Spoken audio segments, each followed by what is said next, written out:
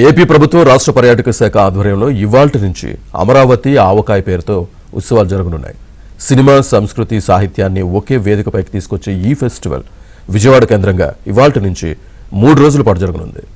తెలుగు నేలపై పుట్టిన కథ, కవిత, సినిమా, సంగీతం, నాటకం వంటి అన్ని కళారూపాలను ఒకే వేదికపైకి తీసుకొచ్చే ప్రయత్నమే అమరావతి ఆవకాయ ఉత్సవాలని ఏపీ ప్రభుత్వం ప్రకటించింది.